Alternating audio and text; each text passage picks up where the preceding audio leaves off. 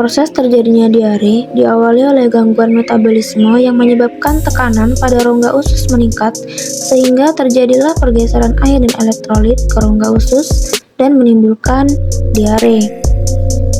Penyebaran atau distribusi penyakit diare umumnya melalui tinja yang berasal dari perilaku menyimpang yaitu BABS, yang kemudian tinja tersebut dihinggapi oleh vektor dan hinggap kembali ke tubuh manusia atau bahkan makanan, sehingga hal tersebut menyebabkan orang terkena diare.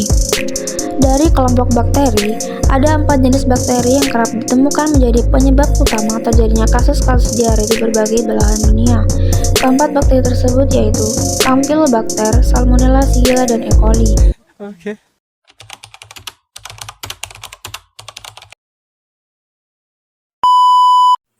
Jadi sebenarnya diare itu apa sih? Jadi diare adalah buang air besar atau defekasi atau tinja yang berbentuk cair atau setengah padat atau setengah cair yang memiliki kandungan air tinja lebih banyak dari biasanya. Nah, menurut WHO sendiri, diare adalah penyebab nomor 1 kematian balita di seluruh dunia. Di Indonesia, diare adalah pembunuh balita nomor 2 setelah ISPA. Bahaya penyakit diare dan dampaknya. Menurut WHO, diare adalah penyakit kedua yang menyebabkan kematian pada anak-anak, dengan angka kematian sekitar 525.000 anak setiap tahunnya. Diare akan lebih berbahaya jika diderita oleh anak-anak.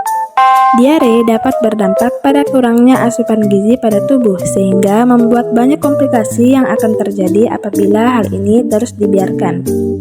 Berikut ini adalah beberapa dampak dari diare.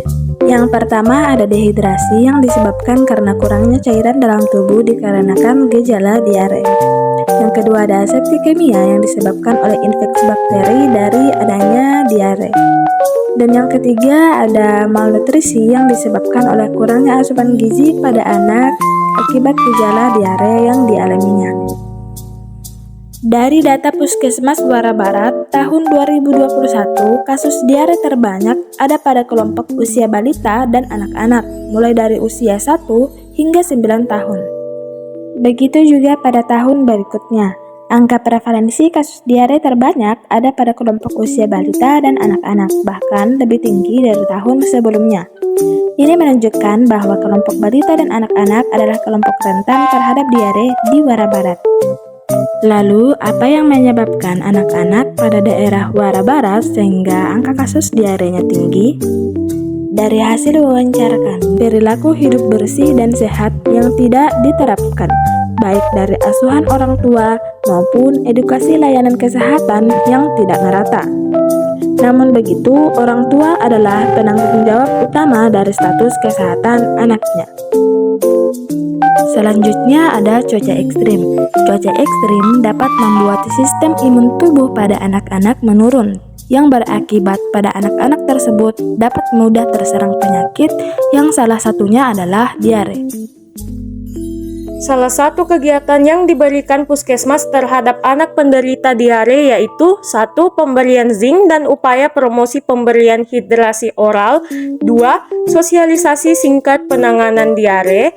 3. Pemberian edukasi pada orang tua yang anaknya diare mengenai penyakit diare dan PHBS. Untuk mencegah diare, dianjurkan untuk selalu menjaga kebersihan diri dan makanan. Misalnya dengan mencuci buah dan sayur sebelum dimakan, tidak mengonsumsi makanan atau minum air yang belum dimasak sampai matang, dan rajin mencuci tangan. Hai. Oke.